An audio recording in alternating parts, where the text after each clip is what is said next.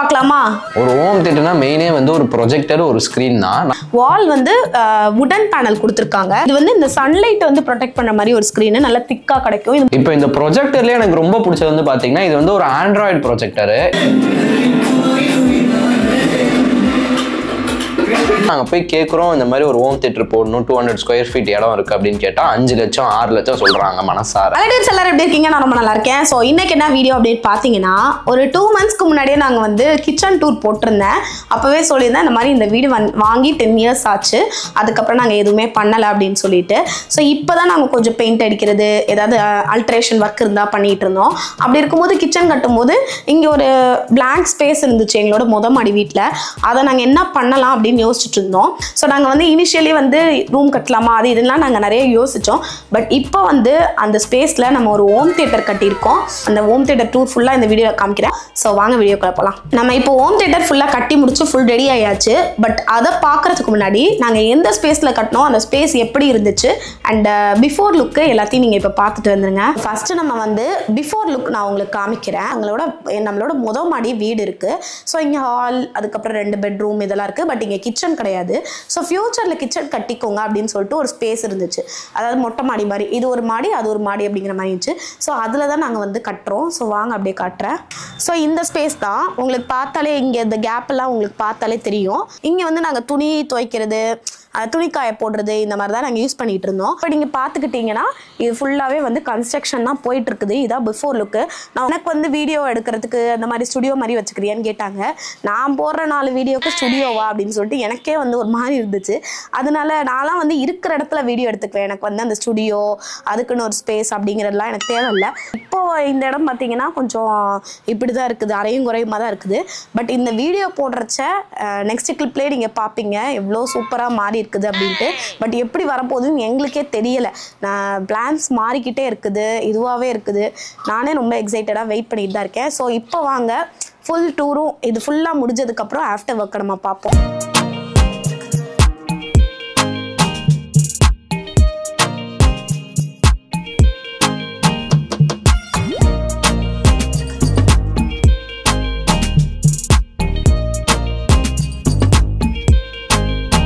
So இப்போ நம்ம home தியேட்டரோட full tour பார்க்கலாம் வாங்க. முதல்ல பார்த்தீங்கன்னா இது வந்து ஆல்ரெடி கட்டின ரூமாக இருந்திருந்தா எங்களுக்கு வேலை வந்து சுத்தமாக பெரிய வேலையே கிடையாது. பட் இது வந்து திறந்த வெளியாக இருந்துச்சு. அதனால் ஃபஸ்ட்டு நாங்கள் மொட்டை மாடியிலேருந்து ஒரு ரூஃபிங் போட்டு அதுக்கப்புறம் இதை கட்டி முடிச்சு எல்லாம் முடிகிறதுக்கே எங்களுக்கு 1 month கிட்ட டைம் ஆயிடுச்சு. பட் என்ன எங்களுக்கு சேலஞ்சிங்காக இருந்துச்சுன்னா, இது வந்து 10 வருஷத்து பழைய வீடா, அதெல்லாம் நம்ம எல்லாம் பார்த்து செய்ய வேண்டியதாக இருந்துச்சு. உதாரணத்துக்கு பார்த்தீங்கன்னா இந்த ஸ்லாப் பார்த்தீங்கன்னா முன்னாடி வந்து மாடியாக இருக்கும்போது வச்சுருந்தாங்க. ஆனால் ஏன்னா வந்து சன்லைட் வரக்கூடாது அப்படிங்கிறதுக்காக வச்சுருந்தாங்க. இப்போ நாங்கள் இதை எடுத்துடலான்னு பார்த்தீங்கன்னா எடுக்கும்போது ஏதாவது என்னது செவரில் ஏதோ ப்ராப்ளம் வந்துச்சு, இல்லை வந்து ஏதோ சப்போர்ட் இல்லாமல் விழுந்துருச்சு, இந்த மாதிரி ஏதோ கன்ஸ்ட்ரக்ஷன் ப்ராப்ளம்ஸ் வரக்கூடாது அப்படிங்கிறதுனால தான் நாங்கள் அந்த ஸ்லாப் எடுக்கலை. ஹோம் தியேட்டர் அப்படின்னாவே கம்ஃபர்டபுளான சோஃபா. நாங்கள் வந்து ரெக்லைனர் தான் பிளான் பண்ணோம். பட் அந்த ரெக்லைனரோட பட்ஜெட் பார்த்தீங்கன்னா எங்கள் ஹோம் தியேட்டரோட பட்ஜெட்டுக்கும் அதுக்கு ஈக்குவலாக வந்துச்சு. கிட்டத்தட்ட ரெக்லைனர்லாம் போனால் 1 லட்ச ரூபா அந்த மாதிரி சொல்கிறாங்க. அண்ட் அது மட்டும் இல்லாமல் இது வந்து ஒரு 200 ஸ்கொயர் ஃபீட்டுக்கும் கம்மியாக தான் இருக்குது இந்த ஏரியா. ஸோ அப்படி இருக்கும்போது நம்ம ரெக்லைனர்னு படாவாக போட்டுட்டோம் அப்படின்னா நமக்கு இது ஃப்ரீயாக இருக்காது. அப்படின்றனால எங்கள் அம்மா கீழ் வீட்டுக்கு ரொம்ப கம்மி பட்ஜெட்டில் 25,000க்கு நான் ஒரு சோஃபா வாங்க போகிறேன் அப்படின்னாங்க. சரி ஓகே, இந்த சோஃபாவை நம்ம வாங்கி போட்டுக்குவோம் அப்படின்னு சொல்லிட்டு நாங்கள் இப்போதைக்கு போட்டிருக்கிறோம். மேபி ஃபியூச்சரில் வந்து இந்த சோஃபா கம் பெட்டு இல்லைன்னா ரெக்லைனர்ஸ் இந்த மாதிரி ஏதாவது வந்து ட்ரை பண்ணலாம் அப்படின்னு சொல்லிட்டு போட்டிருக்கோம். பட் இப்போ பார்த்தீங்கன்னா எங்களோட இன்டீரியரும் ப்ரௌனு, இந்த சோஃபாவும் ப்ரௌனு. அதனால வந்து பர்ஃபெக்டாக செட் ஆயிடுச்சு. இந்த சோஃபா பார்த்தீங்கன்னா மங்களில் ஒரு 2.5 yearsக்கு முன்னாடி 46,000க்கோ நம்ம வாங்கினது. ஹோம் தியேட்டருக்குன்னு புது சோஃபா அப்படிங்கிறதுலாம் எங்களுக்கு தேவையே படலை. அதனால இருக்கிறத வச்சு நாங்கள் மேட்சப் பண்ணிக்கிட்டோம். சும்மா செலவுன்னு இழுக்கிறத விட நமக்கு எது கம்ஃபர்டபுளோ அதை அப்படியே நாங்கள் மேட்சப் பண்ணிக்கிட்டோம். ஃபர்னிச்சர்னு இப்போதைக்கு சோஃபா மட்டும்தான் இருக்குது. இன்னும் பார்த்தீங்கன்னா கார்னர் டேபிள் ஒன்று வாங்கி போடணும். அப்புறம் வந்து ஸ்நாக் கவுண்டர்னு நாங்கள் ஒன்று வைக்கலாம் அப்படின்னு சொல்லிட்டு பிளான் பண்ணியிருக்கோம். அண்ட் நெக்ஸ்ட் பார்த்தீங்கன்னா வால் தான். வால் வந்து வுடன் பேனல் கொடுத்துருக்காங்க. ஸோ இது ஃபுல்லாகவே வந்து வுடன் பேனல் கொடுத்துட்டு அப்புறம் இந்த ஃபோம் வந்து முழுக்க ஷார்க் தான் ஒட்டினா. இது வந்து எதுக்குன்னா சவுண்ட் ப்ரூஃபிங்காக. நம்ம ஹோம் தியேட்டர் போடும்போது செம்மையாக அதிரும், அப்போ வந்து எக்கோ அடிக்கக்கூடாது அப்படிங்கிற ரீசன்னால் இது போட்டிருக்கோம். அண்ட் வந்து வுடன் பேனல் போட்டதே அப்படியே வந்து ஒரு கிளாஸ் கிளாஸியான லுக்குக்கு மாற்றிடுச்சு. இதெல்லாம் போடணுங்கிற அவசியம் இல்லை. இப்போ நீங்கள் உங்கள் வீட்டில் வந்து ஹோம் தியேட்டர் பிளான் பண்ணீங்க, ஒரு ரூம் இருக்குது அப்படின்னா வெறும் ஸ்க்ரீனு ப்ரொஜெக்டரு ஸ்பீக்கர் இருந்தாலே தாராளமாக போதும். பட் இதெல்லாம் போட்டால் ஒரிஜினலாக ஒரு தியேட்டருக்குள்ளே வர ஒரு ஃபீல் வரும். அப்படிங்கிறனால ஸ்க்ரீன் முக்கியமான ஒரு விஷயம். பார்க்க சிம்பிளாக தான் தெரியும், ஆனால் முக்கியமான விஷயம் ஸ்க்ரீனு.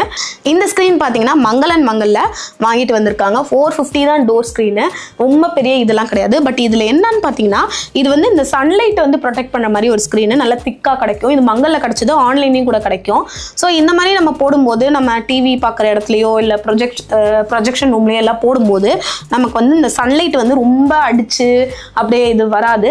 நல்லாவே சன் ப்ரொடெக்டட் ஸ்க்ரீன் இது. ஒரு ஹோம் தியேட்டர்னா மெயினே வந்து ஒரு ப்ரொஜெக்டர் ஒரு ஸ்க்ரீன் தான். நாங்கள் வந்து ஹோம் தியேட்டர் போடலாம் அப்படின்னு சொல்லி பிளான் பண்ணதுக்கப்புறம் யூடியூப்ல பார்த்தா எல்லாம் அப்படியே பிரம்மாண்டமா அப்படியே ஒரு மாதிரி பயங்கரமா பண்ணியிருந்தாங்க. சரி, அதை நம்ம வந்து சர்ச் பண்ணி நம்ம ஏதாவது பண்ணலாம், இந்த மாதிரி கான்ட்ராக்ட் கொடுக்கலாம் அப்படின்னு சொல்லி நாங்கள் சென்னை, கோயம்புத்தூர், திருச்சியில் கூட இருக்குன்னு நினைக்கிறேன். அந்த மாதிரி தேடி பார்த்தப்ப நாங்கள் போய் கேட்குறோம், இந்த மாதிரி ஒரு ஹோம் தியேட்டர் போடணும், 200 ஸ்கொயர் ஃபீட் இடம் இருக்குது அப்படின்னு கேட்டால் 5 லட்சம் 6 லட்சம் சொல்கிறாங்க மனசார. ஸோ அதனால் நம்ம எதுக்கு 5 லட்சம் 6 லட்சம் செலவு பண்ணிட்டேன் அப்படின்னு சொல்லிட்டு நாங்களாக ஒன்று ஒன்றா தேடி அமேசானில் பார்த்து ரிவ்யூ பார்த்து இப்படி ஒன்று ஒன்றா ஆர்டர் பண்ணி எங்களோட இன்ஜினியரோட உட்காந்து பேசி இந்த மாதிரி ஒரு விஷயமும் நாங்களாக செஞ்சோம். இந்த ஸ்க்ரீன் வந்து பார்த்தீங்கன்னா முன்னாடி வந்து உட்டட் ஃப்ரேம் இருக்கும். இங்கே வந்து அந்த ஒயிட் கலர் ஸ்க்ரீனை அமேசானில் ஆர்டர் பண்ணது. இது வந்து பார்த்தீங்கன்னா 135 இன்ச்சு ஸ்க்ரீன் இது. இந்த ஃபிக்ஸிங்லாம் வந்து பார்த்தீங்கன்னா நம்மளோட எலக்ட்ரீஷியனே வந்து பண்ணி கொடுத்துட்டாங்க. இங்கே வந்து வெறும் ஒரு 2 ஸ்க்ரூவை போட்டுட்டு ஒரு 2 ஆணி அடிச்சுட்டு இது ஃபுல்லாக போட்டாங்கன்னா அவ்வளோதான், இந்த ஸ்க்ரீன் இப்படி ஃபுல்லாக ரெடி ஆயிடும். இப்போ நம்ம வந்து பார்த்தோம்னாலும் ஒன்றும் தெரிஞ்சுக்காது. இதுதான் வந்து நம்ம வாங்கியிருக்க ப்ரொஜெக்டர். இது வந்து பார்த்தீங்கன்னா இ கேட்டோ இல்லை சி கேட்டோ ஏதோ போட்டிருக்குது அந்த பிராண்டு. அது என்ன போட்டுக்கு தெரியல. 30,000 ரூபா இந்த ப்ரொஜெக்டரு. இப்போ லைட்டு போட்டிருக்கப்ப இப்படி இருக்க ப்ரொஜெக்டர் லைட் ஆஃப் பண்ணணும் எப்படி இருக்குன்னு பாருங்க. இப்படிதான் இருக்கும் ப்ரொஜெக்டர், இப்படிதான் இருக்கும் நம்ம லைட் ஆஃப் பண்ணிட்டா. இந்த ப்ரொஜெக்டர்லேயே எனக்கு ரொம்ப பிடிச்சது வந்து பார்த்தீங்கன்னா இது வந்து ஒரு ஆண்ட்ராய்டு ப்ரொஜெக்டர். இதில் வந்து பார்த்தீங்கன்னா நமக்கு நெட்ஃப்ளிக்ஸ் இருக்கு, பிரைம் இருக்கு, ஹாட்ஸ்டார் இருக்கு, யூடியூப் இருக்கு. இப்போ எல்லா ப்ரொஜெக்டர்லையுமே வந்து பார்த்தீங்கன்னா நம்ம பென்ட்ரைவை சொருவி இல்லை சிடி போட்டு அந்த மாதிரி தான் நம்ம வந்து படமோ இல்லை ஏதாவது பார்க்கணும். இதில் வந்து எல்லா ஓடிடி பிளாட்ஃபார்மும் இருக்கிறதுனால நம்ம ஆண்ட்ராய்டு டிவியில் என்ன பார்க்குறோமோ அதோட ஒரு மடங்கு எக்ஸ்ட்ராவே நம்ம வந்து இதில் பார்க்கலாம், டவுன்லோட் பண்ணி பார்த்துக்கலாம், எல்லாமே பண்ணிக்கலாம். ஊர் உலகத்தில் எல்லாருமே சொன்னாங்க இந்த மாதிரி நீங்கள் ப்ரொஜெக்டர் போட போகிறோம் அப்படின்னு சொல்லும்போது இதெல்லாம் யாராவது பார்ப்பாங்களா, நீங்கள் போடுவீங்க அடுத்த கொஞ்ச நாள்லேயே பார்க்காம போயிடுவீங்க அப்படின்னாங்க.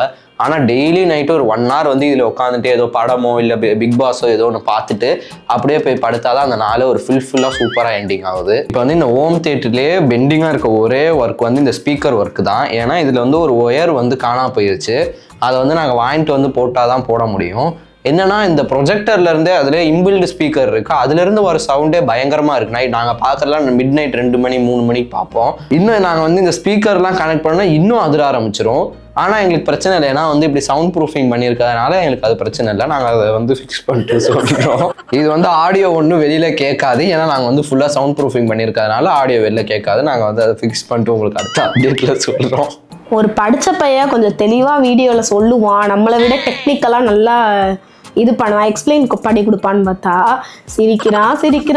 ஸோ ஹோம் தியேட்டருக்கு மெயினான விஷயம் வந்து ஏசி. ஹோம் தியேட்டரில் நீங்கள் பார்த்து கவனிச்சிருந்தீங்கன்னா தெரியும், இதில் வந்து ஃபேனே கிடையாது. ஏன்னா ஃபேன் போட்டாலே அந்த கரகரன்ற சவுண்டு அதுலேயே வந்து நமக்கு படம் பார்க்குற ஃபீலே இருக்காது. ஸோ இங்கே இருந்தால் ஒன்லி ஏசி மட்டும் தான். எனக்கு ஃபஸ்ட்டு வந்து ரொம்ப பயமாக இருந்துச்சு, ஏன்னா என் ரூம்லேயும் ஏசி இருக்குது, பசங்க ரூம்லேயும் ஏசி இருக்குது, இங்கேயும் ஏசி இருக்குது, எல்லா இடமும் ஒரு 4 ஏசி வீட்டில் இருக்குதா. எனக்கு வந்து கரண்ட் பில்லு தூக்கி விட்டுருமா. ஏற்கனவே சம்டைம்ஸ் வந்து 15,000 20,000 அந்த மாதிரிலாம் வருது, தூக்கி விட்டுருமோன்னு பயந்தேன். பட் ஸ்டில் வந்து இங்கே வந்து உட்காந்து பார்த்தா அந்த 2-3 ஹவர்ஸ்னாலும் ஒன்லி ஏசி தான் போடணும். அதுதான் இன்னும் வந்து நிஜமாலுமே ஒரு தேட்டருக்குள்ளே இருக்கிற அந்த தேட்டரில் ஒரு மிதமான கூலிங் ரூம் பாருங்க, அதுதான். அண்ட் நாங்கள் வந்து லயால்டில் வந்து 1.5 டன் இன்வென்டர் ஏசி வாங்கியிருக்கிறாங்க. ஸோ இந்த ஹோம் தியேட்டர் போட்டதுலேருந்து இந்த 3-4 டேஸாக எப்போவுமே எனக்கு வந்து டெய்லி வெளியே போயிட்டு வரல அப்படின்னா எனக்கு ஒரு மாதிரி ஸ்ட்ரெஸ் தான் இருக்கும். ஆனால் இங்கே வந்து ஒரு 2 பாட்டை போட்டு கேட்டுட்டு அப்படியே உட்காந்துட்டு போனாலே அப்படியே ரிலாக்ஸேஷனாக இருக்குது.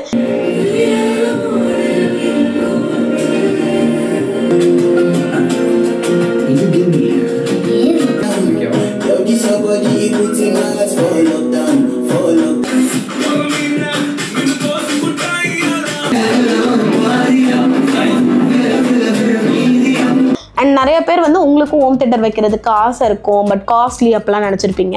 உண்மையாக சொல்ல போனால் ஒரு ஆண்ட்ராய்ட் டிவி வந்து ஒரு 70,000 80,000 வச்சுக்குவோமா, அந்த செலவு தான் இதுக்கும் ஆகுது.